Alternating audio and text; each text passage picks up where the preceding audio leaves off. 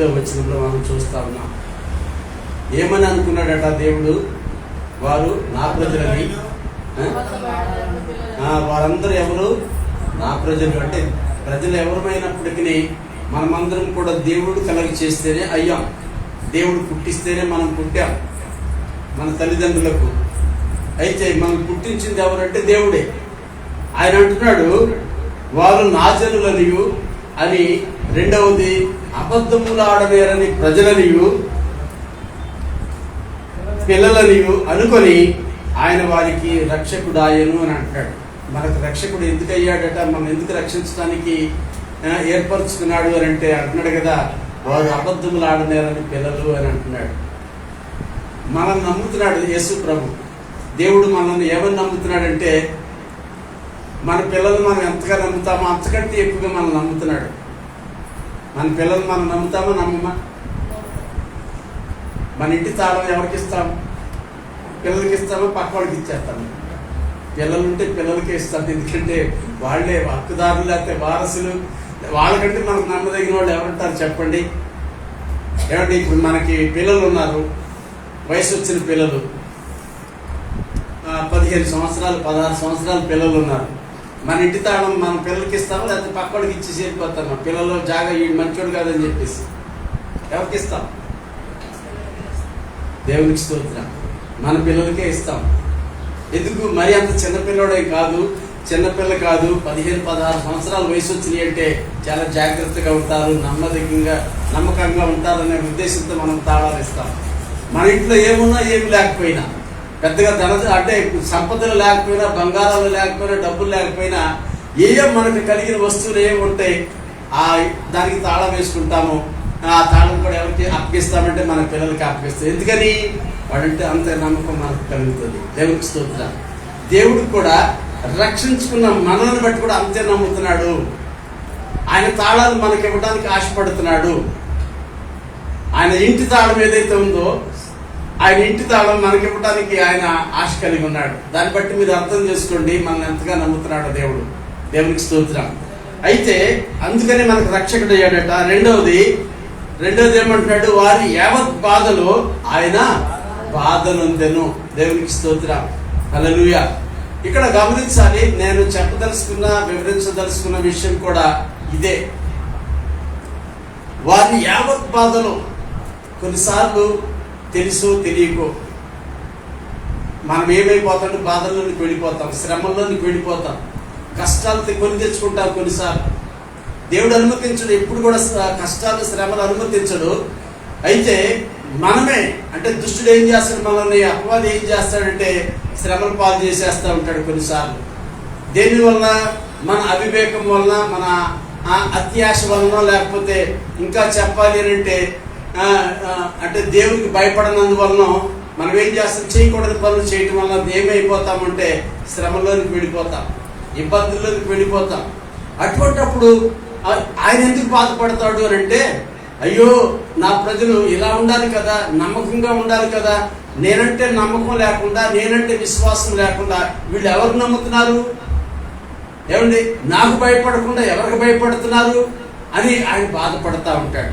నాకు భయపడి ఆ పనులు చేయకూడదు కదా, నాకు భయపడకుండా ఇంకెవరికో భయపడిపోయి ఇంకెవరి మాట విని ఏమండి ఆ ప్రకారంగా చేసేస్తున్నారు అని ఆయన బాధపడతాడట. కొన్నిసార్లు దేవుడు మనతో మాట్లాడుతూ ఉంటాడు. దేవుని మాట లక్ష్య పెట్టం మనం. నా మాట అర్థమైందా? ఒక మాట అంటే ఇది మీరు కరెక్ట్గా చేస్తున్నారు, అలాగే మంచిది. ఉదాహరణకు ఒక మాట చెప్తాను. దేవుడు అంటాడు కదా, నా విశ్రాంతి దినాన్ని మీరు పోగొట్టుకోవద్దు అని అంటాడు. ఆదివారము విశ్రాంతి దినం, దానిని మీరు పోగొట్టుకోవద్దు, నా సన్నిధిలో ఉండండి. పోయిన వారం కూడా మనం ఒక వాక్యం చదువుకున్నాం కీర్తన నుంచి. ఏమని అని అంటే, కీర్తనలో పోయిన 85వ కీర్తన మనం చదివాం కదా పోయిన వారము.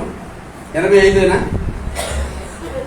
84వ కీర్తనలో ఒక మాట ఉంటుంది చూడండి, 10వ వచనంలో, నీ ఆవరణంలో ఒక దినము గడుపుట 1000 దినముల కంటే శ్రేష్టము, భక్తిహీనుల గుడారములలో నివసించుట కంటే నా దేవుని మందిర ద్వారం వద్ద ఉండుట నాకు ఇష్టము అని అంటాడు భక్తుడు. భక్తుడు ఏమంటాడు? ఏమండి? నీ ఆవరణంలో ఒక దినము గడుపుట 1000 దినముల కంటే శ్రేష్టం. భక్తిహీనుల గుడారంలో నివసించుట కంటే నీ మందిర ద్వారం వద్ద కాచుకొని ఉండటం నాకు ఇష్టము అని అంటాడు. ఎందుకు అంటే అక్కడ ఉండటం వల్ల, దేవుని సన్నిధి సహవాసంలో ఉండటం వల్ల ఎంత ఆశీర్వాదం కలుగుతుందో ఆయనకి తెలుస్తూ అనుభవించాడు కనుక అందుకే ఒక సందర్భంలో కూడా అంటాడు, నా కుటుంబం ఎప్పుడు నీ సన్నిధిలో ఉండాలి ప్రభువా. ఆ భక్తుడు అంటాడు, నా కుటుంబం అంతా నీ సన్నిధిలో ఉండే భాగ్యం నాకు ఇంకేం అక్కర్లేదు. ఆయన కోరుకున్న కోరిక ఎంత మంచి కోరిక అండి. అయితే ఇదే దేవుని సన్నిధిలో ఉండవలసినటువంటి ఆ దినము, ఆ సమయము ఎవరో వస్తే మనం దేవుని సన్నిధిని పోగొట్టుకుంటున్నాం. మాట చెప్తున్నా, ఎవరు చాలా ఆత్మీయులే, కావలసిన వారే, ఏమండి బంధువులే, లేకపోతే మంచి విలువైన ఫంక్షనే, ప్రోగ్రామ్ ఏదో ఉంది, దీన్ని పోగొట్టుకొని నువ్వు ఆ ప్రోగ్రామ్కి వెళ్ళావు అనుకోండి, దీనిని విడిచిపెట్టుకొని మనం ఎక్కడికో బంధువుల దగ్గరికి వెళ్ళామనుకోండి, ఏమైపోతుంది? శ్రేష్టమైనది మనం పోగొట్టుకుంటున్నాం కదండి. అయితే ఇక్కడ ప్రభు అంటాడు కదా, అయ్యో ఎందుకు బాధపడుతున్నాడు అంటే, నేను నా సన్నిధికి వస్తే నేను అతన్ని దర్శించాలని, అతన్ని ఆశీర్వదించాలని, నా ఆత్మతో నింపాలని, బలపరచాలని, ఆదరించాలని నేను ఎంతగానో ఎదురు చూస్తూ ఉంటే నా సన్నిధిని విడిచిపెట్టి ఎక్కడికో వెళ్ళిపోతున్నాడు నా ప్రజలు, నా పిల్లలు ఎక్కడో ఉంటున్నారని చెప్పేసి ఆయన బాధపడతా ఉంటాడట. ఎందుకో తెలుసండి, ఈ సన్నిధిని పోగొట్టుకోవటం వల్ల అక్కడికి వెళ్ళిపోయి లేనిపోని నిందలు, అవమానాలు, శ్రమలు, మాటలు కాయవలసిన పరిస్థితి ఏర్పడతా ఉంటుంది. ఎక్కడైతే మనం ఉండకూడదు అక్కడ ఉండటం వల్ల, భక్తిహీనుల గుడారములలో ఉండటం వల్ల మనకి ఏం కలుగుతుందంటే, లోక సంబంధమైన విషయాలు తప్ప ఆత్మీయ విషయాలు మనకేమి దొరకవు అక్కడ. అందుకని అంటున్నాడు ఆ భక్తుడు, ఏమంటాడు, భక్తిహీనుల గుడారములలో నివసించట కంటే నా దేవుని యొక్క మందిర ద్వారం దగ్గర ఉండటం నాకు ఇష్టం. ఎందుకని దేవుని యొక్క మందిరంలో ఉండటం వల్ల, ఆ దేవుని మందిరంలో ఉండేవారు ఎలా ఉంటారో తెలుసండి, వారంటండి నీతిమంతులు ఖర్జూర వృక్షం వలె మొమ్మ వేసుకుంటూ వెళ్ళిపోతా ఉంటారట. నీతిమంతులు ఎలా ఉంటారటండి, ఖర్జూర వృక్షం వలె మొగ్గ వేయుదురు అనే మాట రాయబడి, అంటే వాళ్ళకి తెలియదు ఏ విధంగా చెట్లు ఎదుగుతాయో. చెట్టు ఏమైనా గమనించగా మనం రోజు చూసినా కూడా మనకు తెలియదు, కానీ అది ఎదుగుతానే ఉంటుంది, క్రమక్రమంగా మొగ్గ వేస్తూ ఉంటుంది, కొత్త ఆకులు వచ్చేస్తూ ఉంటాయి, మనం ఎంత కనిపెట్టినా మనకు అర్థం కాదు. ఆ విధంగా నీతిమంతులు దేవుని మందిరంలో, దేవుని సన్నిధిలో వారు మొగ్గ వేసుకుంటూ వెళ్ళిపోతారు. అయితే దేవునికి ఎందుకు బాధ అంటే, దేవుని ప్రజలను చూసినప్పుడు, ఎందుకంటే వాడు దేవుని సన్నిధిని విడిచిపెడుతున్నారు, శ్రమల పాలైపోతున్నారు, లేకపోతే ఉండకూడని స్థలంలో ఉంటున్నారు, చేయకూడని పనులు చేస్తున్నారు. అందుని బట్టి దేవునికి ఎందుకు బాధ కలుగుతుందంటే, అయ్యో నా ప్రజలు ఏ విధంగా ఉండాలి కానీ ఈ విధంగా అయిపోతున్నారు ఏంటని చెప్పేసి ఆయన బాధపడతా ఉంటాడు. ఈరోజు ప్రియమైన తింటారా, చాలా మంది రక్షింపబడి కూడా అనేకమైనటువంటి బలహీనతలు కలిగి ఉంటున్నారు, లేరా? అనేకమైన బలహీనతలు నేటికి కూడా రక్షింపబడి కూడా మగవాళ్ళ విషయంలో నేను చెప్తున్నాను,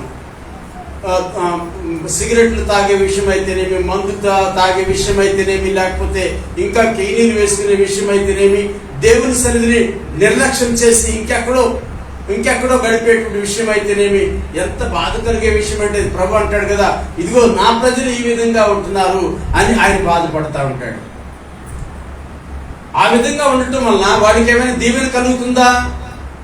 ఏమండి, నీవు రక్షింపడ్డావు, నీవు దేవుని ప్రజలు, దేవుని బిడ్డగా దేవుని సన్నిధిలో కొనసాగుతున్నటువంటి వ్యక్తివే, కానీ దేవుని సన్నిధిని విడిచిపెట్టి దేవుని సన్నిధిలో ఉండకుండా మరి ఎక్కడో ఉంటూ, లేకపోతే చేయకూడని, నీకు ఒక సందర్భంలో అంటాడు కదా, ఆహారం కాని దాని కొరకు మీరు ఎందుకు పరుగులేస్తారు, ఎందుకు మీరు డబ్బులు ఖర్చు పెడతారు? అవునా కాదండి? ఆహారం కాని దాని కొరకు మీరు ఎందుకు ఎదురు చూస్తున్నారు, దానికి మీ డబ్బులు ఖర్చు పెడుతున్నారు? అనవసరమైన దానికి ఖర్చు పెట్టుకొని మీ డబ్బులు పాటు చేసుకోకండి, ప్రభు మాట్లాడుతూ ఉంటాడు. రెండోది, మీ దాహం తీర్చిన దాని కొరకు మీరు ఎందుకు ప్రాకులాడుతూ ఉంటారు? ఏమండి, మీ అనవసరం మీకు రావాల్సిన దీవెనలు మీరు పోగొట్టుకుంటున్నారని చెప్పేసి ప్రభు దుఃఖపడుతున్నాడు. ఎందుకు వారి బాధ అంటే, వీడు తినినప్పటికీ త్రాగినప్పటికీ వాడికి దాహం తీరట్లేదు, ఆకలి తీరట్లేదు. అవునా కాదా? తింటున్నారు, తాగుతున్నారు, కొనుక్కొని ఆహారం కాని దాన్ని కొనుక్కొని తింటున్నారు, దాహం తీర్చని దాన్ని కొనుక్కొని త్రాగుతున్నారు. దాని వలన వాడికి ఏమైనా తృప్తిగా ఉంటుందంటే తృప్తి ఉండట్లేదు. ఆ కాసేపు తర్వాత మళ్ళీ ఏమైపోతుంది, మళ్ళీ తినాలి, మళ్ళీ త్రాగాలి. దాని గురించి దేవుడు దుఃఖపడుతూ బాధపడుతూ, అయ్యో నా ప్రజలు ఇలాగైపోతున్నారని చెప్పేసి ఆయన ఎంతో వేదన చెందుతూ ఉన్నాడు. అంత మాత్రమే కాదు, ఇంకా తన ప్రజలు అవసరాలు తీరక వారి అక్కరలు తీరక వాళ్ళు ఎంతో నలిగిపోతా ఉంటే దేవుడు కూడా నలిగిపోతా ఉంటాడు. ఎందుకో తెలుసా? అయ్యో నా ప్రజలు వారి అక్కర్లు తీర్చబడాలి, వారు సంతోషంగా సంతృప్తిగా ఉండాలి కదా. ఇందాక పిల్లలు చక్కటి పాట పాడారు. ఏ పాట పాడారంటే కలిగిన దాంతో మనం తృప్తి కలిగి ఉండాలని చెప్పేసి. చాలా మందికి తృప్తి ఉండట్లేదు. తృప్తి లేకుండా ఏమైపోతున్నారంటే వేదన చెందుతున్నారు, లేకపోతే బాధలకు గురైపోతా ఉన్నారు. దేవునికి స్తోత్రం, హల్లెలూయా. కనుక ప్రభు ఇక్కడ మాట్లాడుతున్న మాట, ఒక మాట చదువుతాం ప్రియమైనదిరా. చూడండి, సేవించకుండా ఆయన యందు భయభక్తులు కలిగి జీవించవలసిన ఇశ్రాయేలు ప్రజలు అంటే అన్ని దేవతలను కూడా వారు సేవిస్తూ వచ్చారు. మాటకి మీకు చెప్తున్నాను, దేవుని బిడ్డలుగా మనము ముఖ్యంగా ఈరోజు పునరుద్ధాన దినం లేకపోతే ఆదివారం దినం, సెలవు దినం కదా, దేవుని ఆరాధన అయ్యా ఉందండి. ఆదివారం ఇప్పటికీ ఉందంట. ఆదివారం డ్యూటీకి వస్తే డ్యూటీ చేస్తే ఓటీ డబుల్ ఇస్తామని చెప్పేసి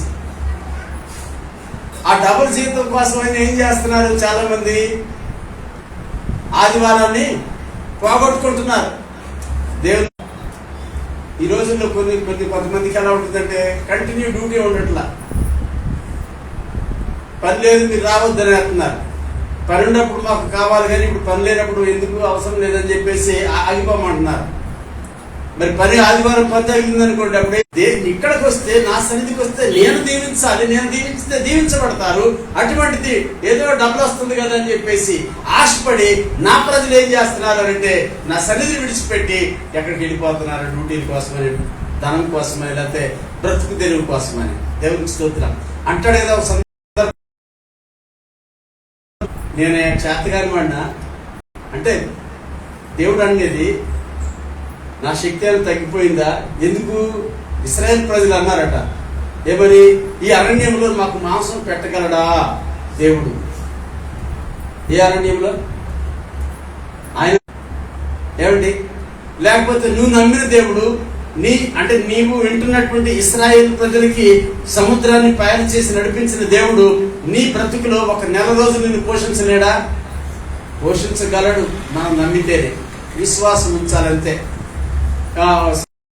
చెప్తాది కదా, నేను పోయిన బుధవారం ప్రార్థనలో ఏమంటారంటే మాకు 5 నెలల నుంచి జీతం లేదు, మా ఆయన గారికి ఎలా పోషించబడుతున్నామో మాకు తెలియదు. 5 నెలల నుంచి జీతం లేదట, కానీ దేవుడు పోషిస్తున్నాడట.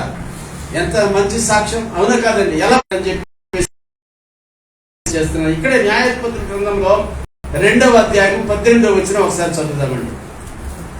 2వ అధ్యాయం 18వ వచనం.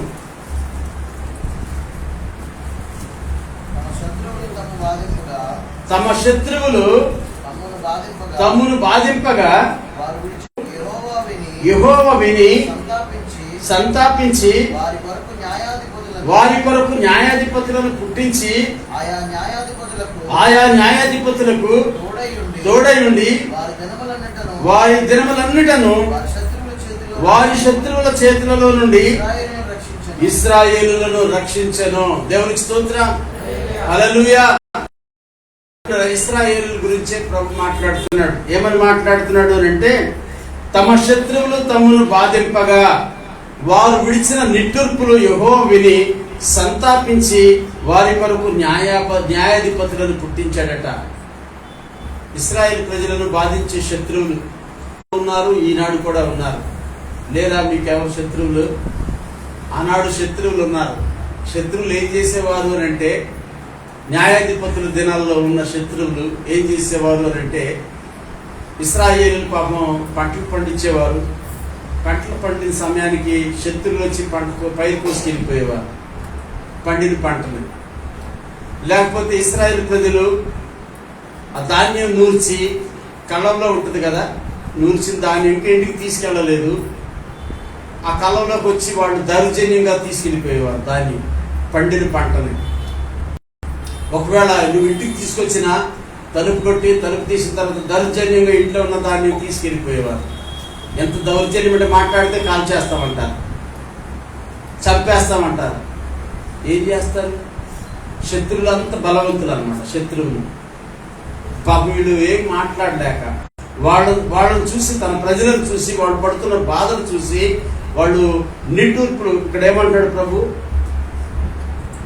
వారు విడిచిన నిట్టూర్పులు యెహోవా విని సంతాపించి వారి కొరకు న్యాయాధిపతులను పుట్టించి ఆయా న్యాయాధిపతులకు తోడయుండి వారి దినములన్నిటను శత్రువుల చేతులలో నుండి ఇశ్రాయేలును రక్షించను. న్యాయాధిపతులను పుట్టించి ఆ న్యాయాధిపతులకు ఆయన తోడుగా ఉండి, ఇదిగో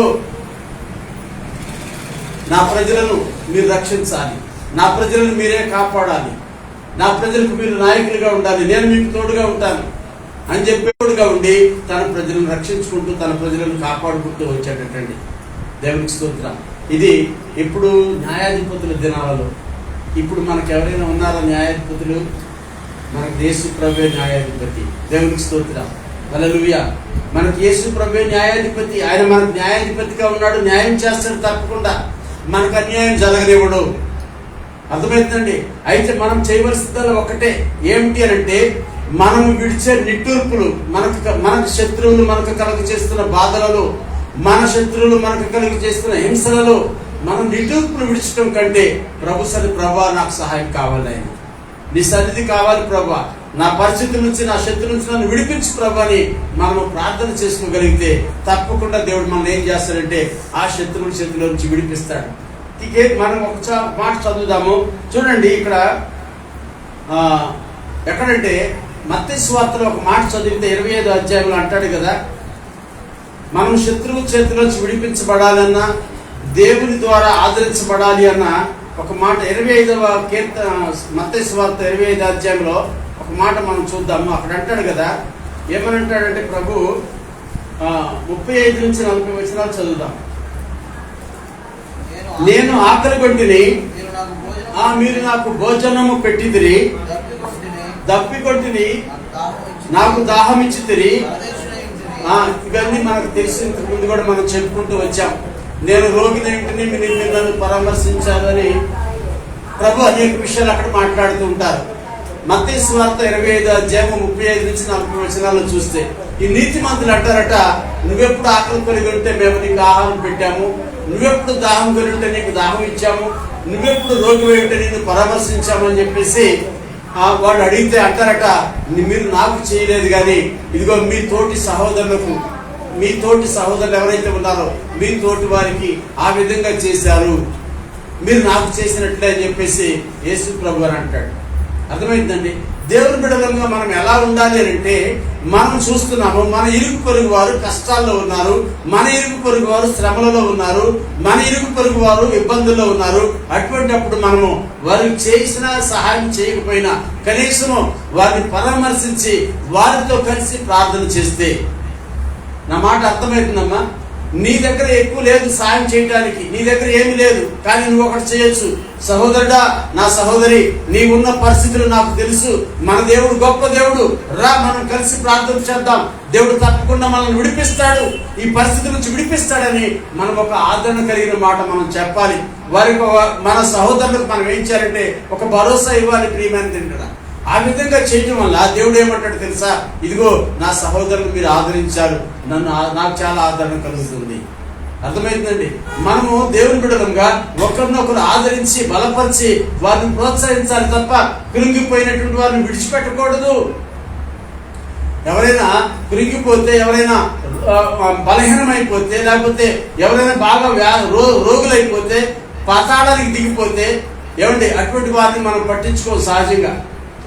ఏమండి అది ఎటువంటి పరిస్థితిలో ఎందుకు వెళ్ళిపోయారో మనకైతే తెలియదు, కానీ అటువంటి వారి కొరకు మనం ప్రార్థన చేయాలి, వారితో మనం మాట్లాడాలి, ప్రోత్సహించాలి. ఇంకొక మాట చూద్దామండి. ఇంకొక మాట ఏమంటాడండి ఇక్కడే, మార్కు సువార్త 7వ అధ్యాయము 31వ వచనం చదువుదాం. మార్కు సువార్త 7:31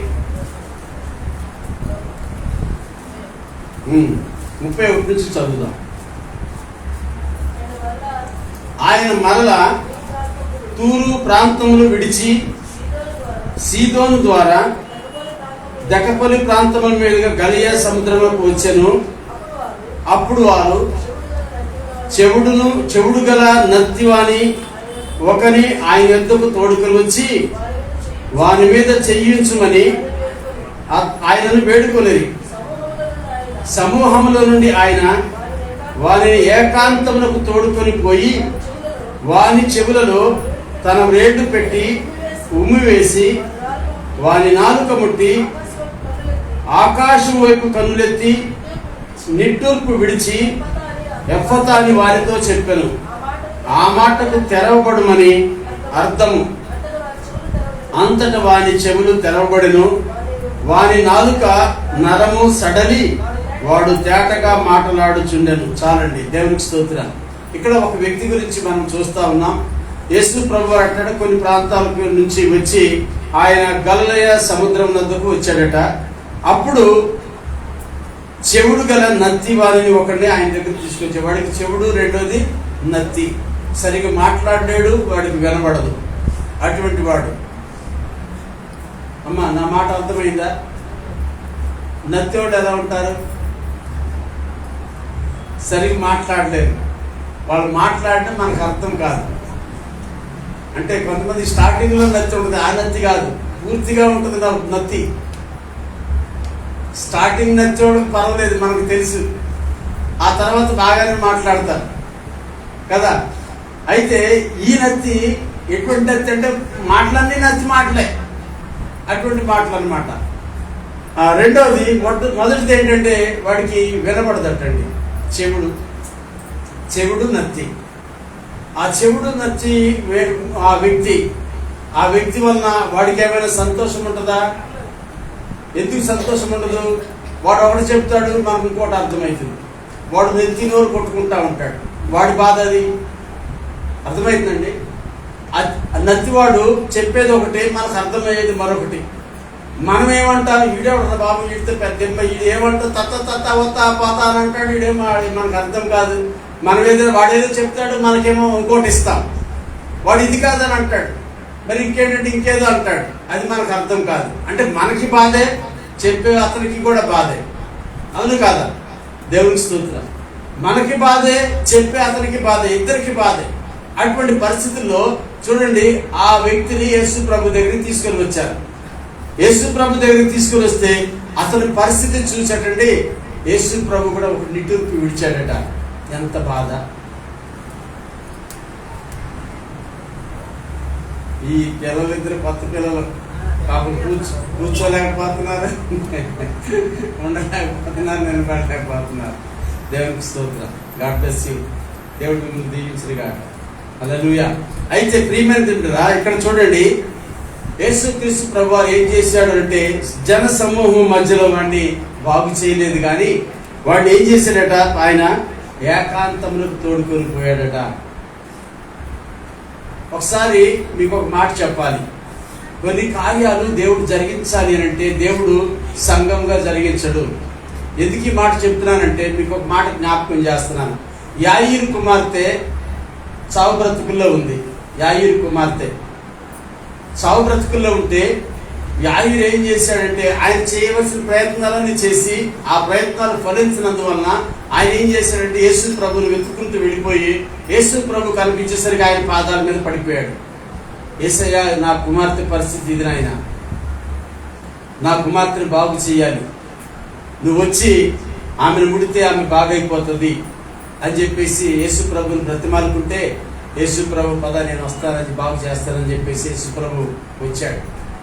వచ్చేసరికి ఆయన రాక మునిపే ఆ యాయీరు ఇంటి నుంచి కొంతమంది వెళ్ళిపోయి మీ అమ్మాయి చచ్చిపోయింది, మీ అమ్మాయి ఇంకా ఈ బోధకుండా ఇబ్బంది పెట్టొద్దు, ఆయన ఎందుకు మళ్ళీ తీసుకురావటం, ఆల్రెడీ మేము అక్కడ ఏర్పాట్లు చేస్తున్నాము, ఏర్పాటు చేయమని చెప్పేసి వచ్చానని చెప్పేసి ఆ వచ్చిన వ్యక్తి చెబుతున్నాడు. ఏంటి ఏర్పాట్లు? సమాధి కార్యక్రమానికి ఏర్పాట్లు చేసేస్తున్నాం, చుట్టాలు బంధువులకు అందరూ కబురు పెట్టేశాం, ఆల్రెడీ చచ్చిపోయింది అని చెప్పేసి వాడు చెప్పాడు. అయితే యేసు ప్రభు ఆ మాటలు విని వాడి మాటలు నువ్వు పట్టించుకోగా నేను చెప్పే మాటలు నా ఎందుకు విశ్వాసం ఉంచమని అంటాడు. ఈరోజు ప్రియమైన ఒక మాట మీకు జ్ఞాపకం చేస్తున్నాను. ఈరోజు మన పరిస్థితులు ఏ విధంగా ఉన్నాయో, మన పరిస్థితులు, మన కుటుంబ పరిస్థితులు, అది ఆర్థిక పరిస్థితి కావచ్చు, అనారోగ్య పరిస్థితులు కావచ్చు, ఉద్యోగంలో పరిస్థితులు కావచ్చు, ఏమండి ఇంకా ఎక్కడ ఎటువంటి అననుకూల పరిస్థితులు అయినప్పటికీ మనం ఒకటి దేవుని బిడ్డలుగా మనం నమ్మవలసింది ఏంటంటే ప్రభువైన యేసుక్రీస్తునందు విశ్వాసం ఉంచాలి. ఆయన సర్వశక్తిమంతుడు. అర్థమైందండి? విశ్వాసము మాత్రం ఉంచమని చెప్పేసి యేసు ప్రభువారు ఎవరికి చెప్పాడు? యాయీరుతో చెప్పాడు. అలాగే ప్రభు అని చెప్పేసి అన్నాడు, విశ్వాసం ఉంచాడు. యేసు ప్రభు ఆయనతో కూడా వెళ్ళాడు. వెళ్ళేసరికి అక్కడ జరుగుతున్న విషయం ఏంటి? సందర్భం, అందరూ చనిపోయిన మనిషి చుట్టూ పోగైపోయి ఏడుస్తూ ఉన్నారు. ఆ కుమార్తె చనిపోయిందని చెప్పేసి చుట్టూ కూర్చొని ఏడుస్తూ ఉన్నారు. ఒక లోపల బయట వచ్చేసి అది మేళం పెడతారు కదా, ఏం మేళం? చనిపోయిన వాళ్ళకి అన్నా బ్యాండ్ మేళం, అదేదో విచారకరమైన వాయిద్యం వాయిస్తూ ఉంటారు. అంటే టీవీలో నేను విన్నాను, ఎవరైనా పెద్దోళ్ళు చనిపోతే శోక సముద్రంలో ఉన్నట్టు స్వరం వస్తూ ఉంటుంది, దాంట్లో వచ్చి సన్నాయిలో వచ్చి. దాన్ని ఏమంటారు బాబు? విషాద గీతం. విషాద గీతాలు, అది మంచి మాట చెప్పారు. ప్రైజ్లాడ్. విషాద గీతాలు అంటే ఏడుపు పాటలు అన్నమాట. మనం కూడా పాడతాము కదా. మనం ఏం పాడతాం క్రైస్తవులుగా? పరదేశులమో ప్రియులారా. దేవునికి స్తోత్రం. మనం కూడా అది విషాద గీతం కాదు, కానీ ఒక సత్యం అన్నమాట. మనం ఈ దేశస్థులం కాదు, మన దేశం మరొక దగ్గర ఉందని జ్ఞాపకం చేసుకునే విషయం అది. దేవునికి స్తోత్రం. హల్లెలూయా. అయితే అక్కడికి వెళ్ళేసరికి, యాయీరు ఇంటి దగ్గరికి వెళ్ళేసరికి పరిస్థితి ఎలా ఉంది అని అంటే, బయట ఏమో ఏ పాట అన్నారు, అది విషాద గీతాలు బయట వినపడతా ఉన్నాయి. ఆ మేడం కూడా ఉంది. లోపల వచ్చేసి అందరూ ఏడుస్తూ ఉన్నారు. యేసు ప్రభువు చూశాడు, ఏంటి ఇది, ఎలా ఆఫ్ చేయండి, ఆఫ్ చేయండి, ఈ విషాద గీతాలన్నీ ఆఫ్ చేయండి. దేవునికి స్తోత్రం. ఆఫ్ చేయమనేసరికి ఆఫ్ చేశారు. ఈయన సీరియస్గా చెప్తాడు, యేసు ప్రభు అధికారంతో మాట్లాడతాడు కదా. ఆఫ్ చేయడానికి ఆఫ్ చేశారు. ఎందుకంటే పక్కనే ఆ ఇంటి యజమానుడు ఉన్నాడు. ఆఫ్ చేశారు. ఆఫ్ చేయమన్నాడు అని చెప్పేసి అందరు విచిత్రంగా చూశారు. లోపలికి వెళ్తే ఏడుస్తూ ఉన్నారు. ఆఫ్ చేయండి మీ ఏడుపులు అని చెప్పేసి ఆమెకి ఆఫ్ చేశాడు. ఆఫ్ చేసిన తర్వాత మీరందరూ బయటకు వెళ్ళిపోండి, మీరందరూ బయటకు వెళ్ళిపోండి, అందరిని బయటికి పంపించాడు. ఆ పిల్ల తల్లిని, ఆ పిల్ల తండ్రిని మాత్రమే లోపల ఉంచాడు. యేసు ప్రభుతో పేతురు, యోహాను, యాకోబు, వీళ్ళు ముగ్గురు మాత్రమే ఉన్నారు. అప్పుడు ఆయన చిన్న ప్రార్థన చేసుకొని ఆ కుమార్తెతో ప్రభువును పలికి, ఆకుమి అని చెప్పేసి, చిన్నదాన లే అనేసరికి అని ఆయన చేయి పట్టుకున్నాడట. ఆమె లేచి నడవసాగింది అని పరిశుద్ధ గ్రంథంలో రాయబడి ఉంటుంది. దేవునికి స్తోత్రం. అంటే ప్రభు శక్తి ఏమిటి అని అంటే, నిజంగా మన దృష్టికి లేకపోతే వాళ్ళ దృష్టికి చనిపోయిన వాళ్ళను బ్రతికించగలిగిన దేవుడు యేసు ప్రభు. ఈరోజు నీ పరిస్థితులు ఏ విధంగా ఉన్నాయో నాకు తెలియదు, కానీ నీ పరిస్థితులు ఇక నా పని అయిపోయింది అనేటువంటి పరిస్థితి ఒకవేళ నీకు ఉంటే, ఇక నాకు స్వస్థత కలగదు, ఏమండి, ఇక నాకు స్వస్థత కలగదు, నా కుటుంబం పరిస్థితి మారదు, నా కుమారుడు మారడు, నా కుమార్తె మారదు, వీడు ఎప్పుడు పాస్ అవ్వడు అని కనుక నువ్వు అనుకుంటా ఉంటే, నా ప్రియ సహోదరి, నా సహోదరుడా, నీ పరిస్థితులు మార్చగలిగిన దేవుడు యేసు ప్రభువుని మీకు జ్ఞాపకం చేస్తున్నాను. ఎలాగ మార్చగలడు అని అంటే, నీవు నమ్మితే చాలు, విశ్వాసము మాత్రము ఉంచుమో. ఆయన కుమార్తె యాయీరు యేసు ప్రభు దగ్గరికి బయలుదేరినప్పుడు చావు బ్రతుకుల్లో ఉంది, చనిపోలేదు. అదే మాట తీసుకొని యేసు ప్రభు దగ్గరికి వచ్చాడు. ప్రభువా, నా కుమార్తె పరిస్థితి ఇది నాయన, నువ్వు వస్తే బ్రతుకుతుంది, పద నేను వస్తాను, బ్రతికిద్దాం. కానీ మధ్యలో వచ్చిన వర్తమానం ఏంటి? ఆమె చనిపోయింది కదండి. నీకు ఒకవేళ అటువంటి వార్తలు నువ్వు వినటానికి నీకు వచ్చిందేమో, ఏమని, ఇక నీ పరిస్థితి అయిపోయిందని చెప్పేసి వార్తలు నీకు వినపడుతున్నాయేమో, నాకు తెలియదు. కానీ నువ్వు యేసు ప్రభువునందు కనుక విశ్వాసం ఉంచగలిగితే, క్లోజ్ అయిపోయిన నీ పరిస్థితులకి మరలా ఆయన ద్వారం తెరిచి నిన్ను అభివృద్ధిలోకి నడిపిస్తాడని, నీ పరిస్థితులు మారుస్తాడని ప్రభువు మనం చేస్తా ఉన్నాం. దేనిని బట్టి? కేవలము విశ్వాసం, నమ్మికను బట్టి మాత్రమే. నమ్మితే యేసు ప్రభు సర్వశక్తిమంతుడు, ఆయన చేయగలడు. తన ప్రజలను అరణ్యంలో నుండి, తన ప్రజలను సముద్రంలో నుండి నడిపించాడు, లక్షల మంది ప్రజలను ఎడారిలో పోషించాడు అని మనం నమ్మగలిగితే. ఎందుకు? ఆయన అప్పుడున్న దేవుడు ఇప్పుడు కూడా ఉన్నాడు. ఎవరి శరీరగా ఆ దినాలలో ఎప్పుడు యాయీరు కుమార్తెను బ్రతికించిన దినాలలో ఉన్న దేవుడే ఈ దినాలలో కూడా ఇప్పుడు కూడా మన మధ్యలో ఉన్నాడు ఆత్మస్వరూపిగా. కనుక నా ప్రియ సహోదరుడా, నా సహోదరి, మనం నమ్మితే దేవుని కార్యాలు మన జీవితంలో చూస్తాము, మన కుటుంబాలలో చూస్తాం. చాలా కుటుంబాలు ఇక పతనమైపోయినటువంటి పరిస్థితి మనం చూస్తూ ఉంటాం. మాకు ఒక కుటుంబం బాగా తెలుసు, బిహెచ్పిలో ఉండేది. ఆయన ఎంప్లాయ్ అయ్యింది కూడా ఎన్నో అప్పులు చేశారు, ఎన్నో అప్పులు. ఆ కుటుంబ పరిస్థితి ఒక్కడే కొడుకు, భార్య, ఆయన భర్త. అయితే భర్త ఉద్యోగస్తుడు, ఆయన చనిపోయిన తర్వాత పరిస్థితి ఏంటి అని అంటే, ఆ పిల్లోడు చిన్నోడు, ఆ పిల్లలు పట్టుకొని ఆ తల్లి అలాగే ఉద్యోగం, జీతం లేదు, ఏం లేదు కదా, మరి అలాగే మొత్తానికి కొనసాగుతూ వచ్చింది. పిల్లోడు కొద్ది పెద్దోడైన తర్వాత ఈ 16-17 సంవత్సరాల వచ్చేసరికి ట్రైనింగ్లో జాయిన్ చేశారు. అప్రెంటిస్ 10th క్లాస్ అయిపోయిన వెంటనే అప్రెంటిస్ అయిపోవటం వాడిని క్యాజువల్గా కొన్ని రోజులు వర్క్లో పెట్టారు. తర్వాత వాడికి పర్మనెంట్ కూడా అయిపోయింది. ఆ తండ్రి అంటే చిల్డ్రన్స్, ఆ తండ్రి కోటాలో అతనికి ఉద్యోగం కూడా వచ్చింది పిల్లడికి.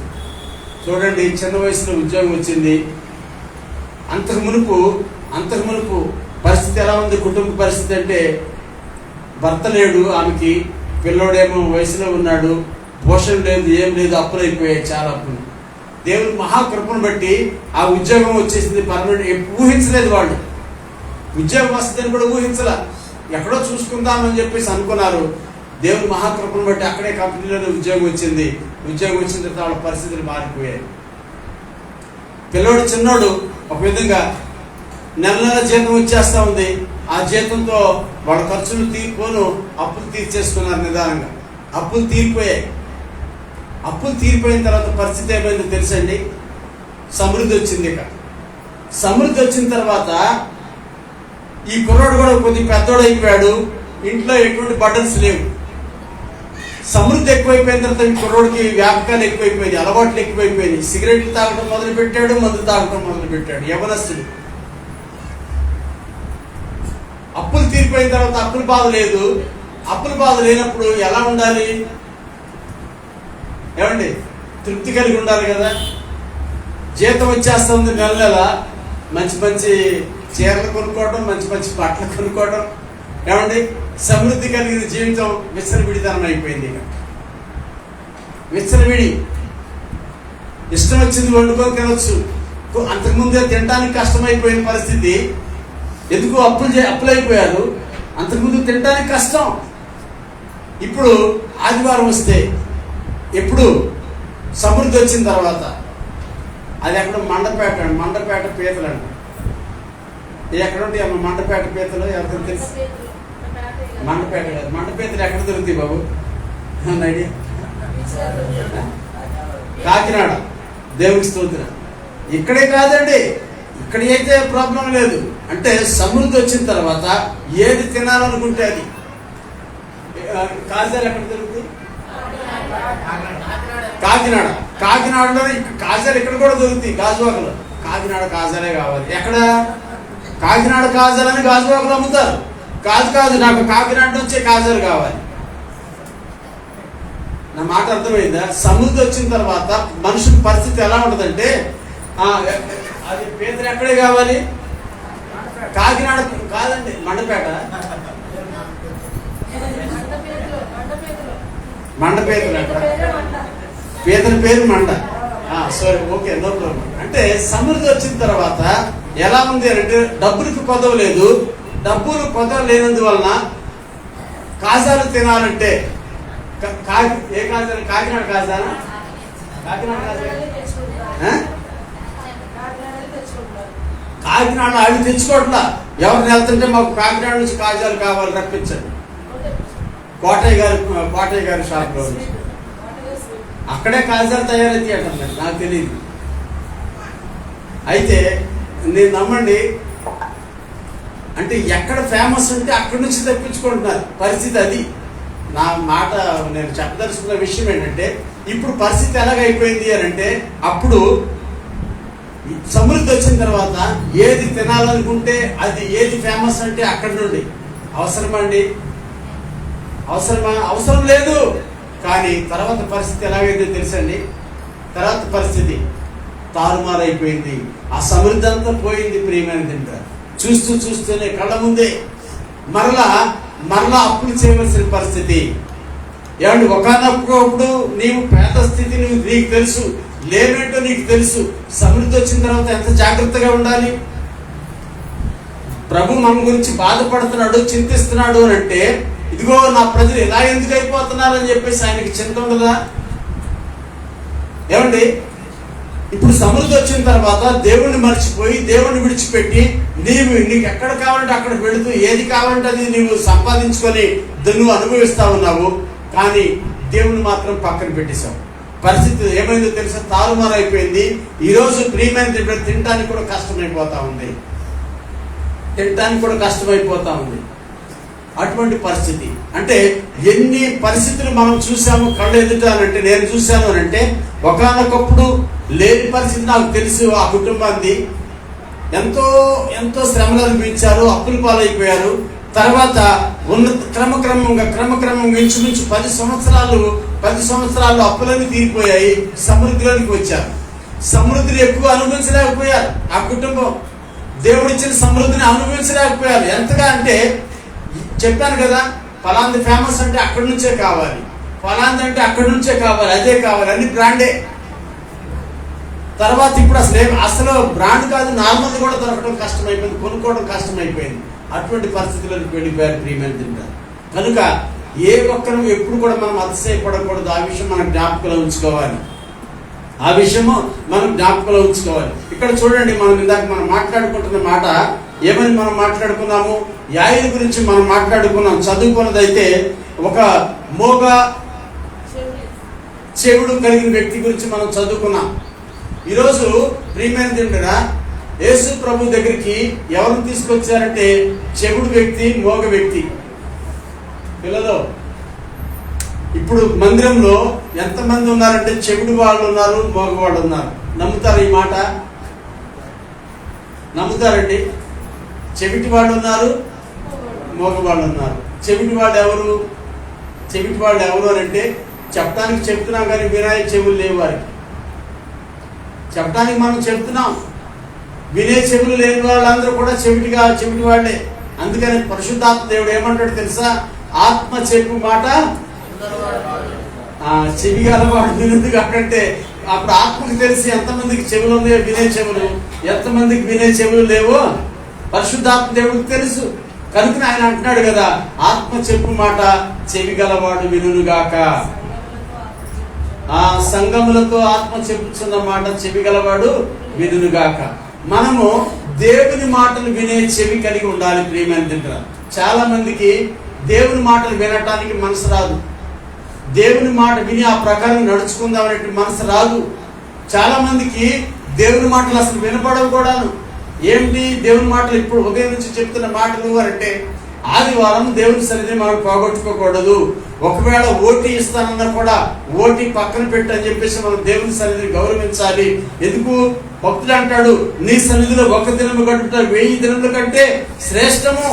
భక్తిహీనుల గుడారంలో నివసించుట కంటే నీ మందిర ద్వారం యొద్ద నిలిచుండుట నాకు ఆశీర్వాదం, నాకు సంతోషము, నాకు ఇష్టము అని చెప్పేసి ఆ భక్తుడు అంటాడు. ఎందుకో తెలుసా?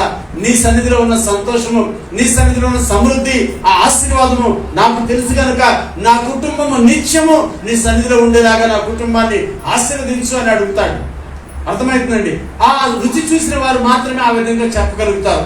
అయితే మనకి ఆ రుచి తెలుసా? రుచి తెలియకనే, ప్రభువైన యేసు క్రీస్తులో రుచి తెలియక మనం ఏం చేస్తున్నామంటే ఓటీ కొరకు ఆశపడి వెళ్ళిపోతా ఉన్నాము.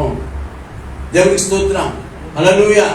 ఓటీ కొరకు ఆశపడి వెళ్ళిపోతా ఉన్నాం. ఒకటి, అది డ్యూటీ కాబట్టి నేను తప్పుపట్టను, వెళ్ళేవారిని నేను తప్పుపట్టను. ఎందుకంటే మిగిలిన రోజులు డ్యూటీ ఉండట్లేదు. కొంతమందికి డ్యూటీ లేకపోయినా ఆదివారం వచ్చిన ఫంక్షన్ అని చెప్పేసి, చుట్టాలని, బంధువులు అని చెప్పేసి దేవుని సన్నిధిని పోగొట్టుకుంటున్నారు.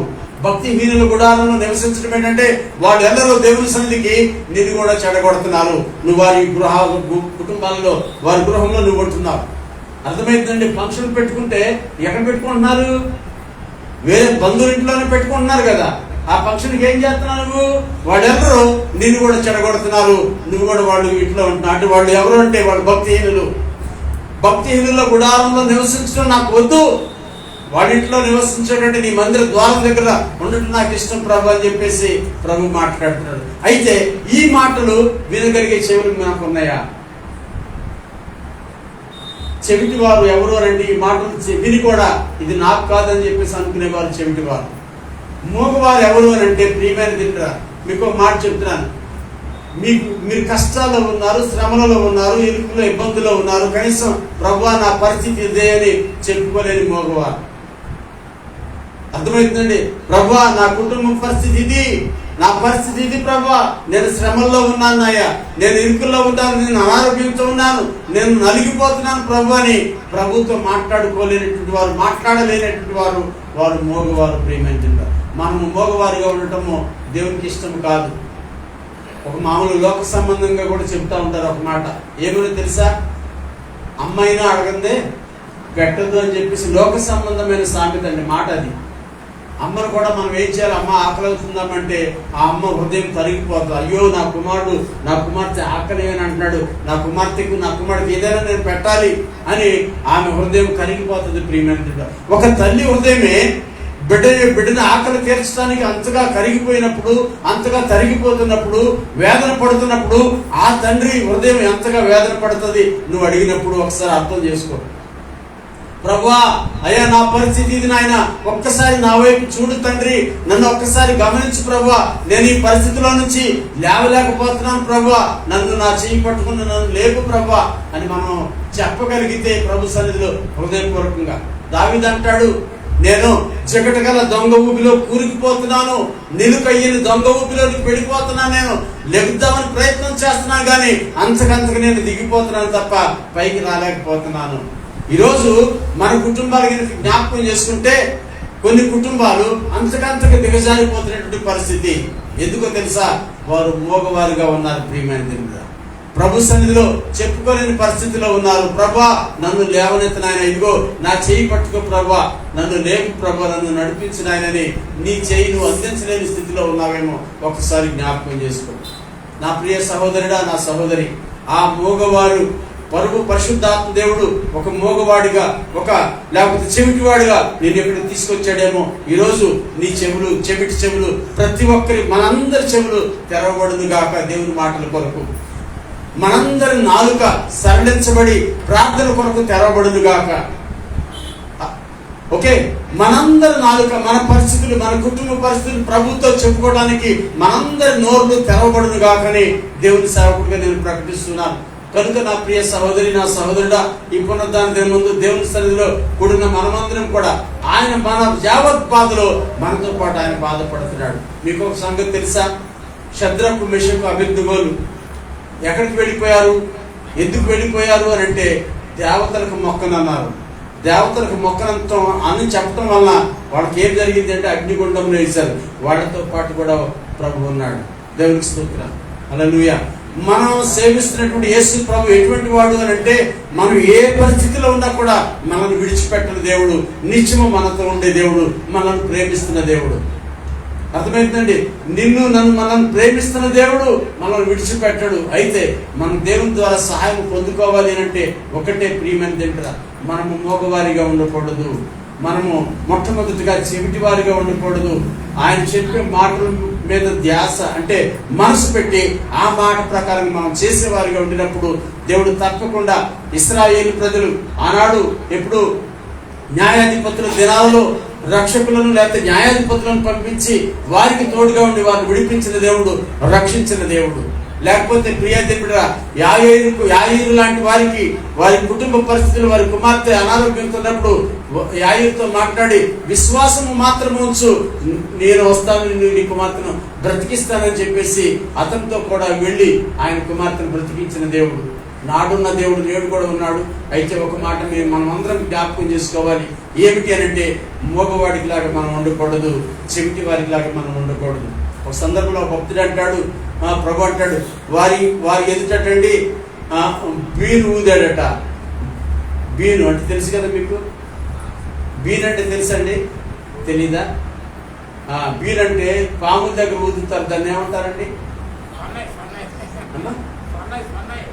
సన్నాయి కాదండి, అది బీన్ అంటారు.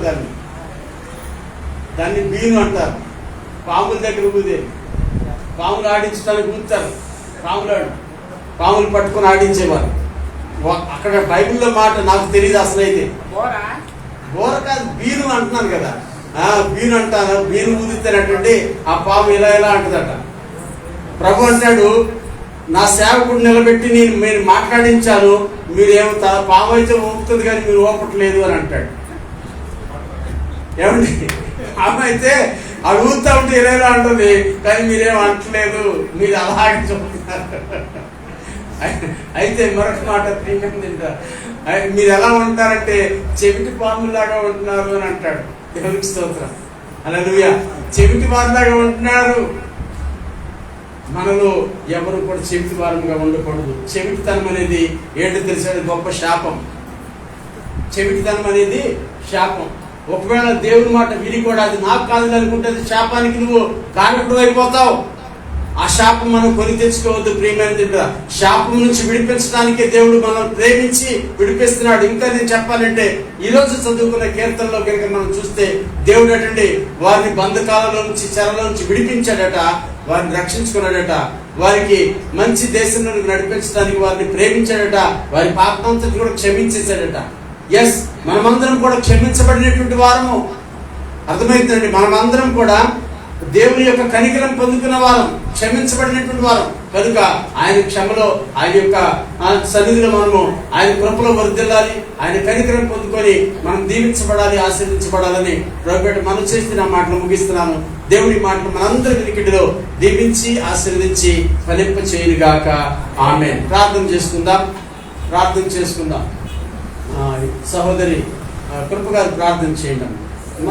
కృప గారికి మైక్ ఇవ్వండి.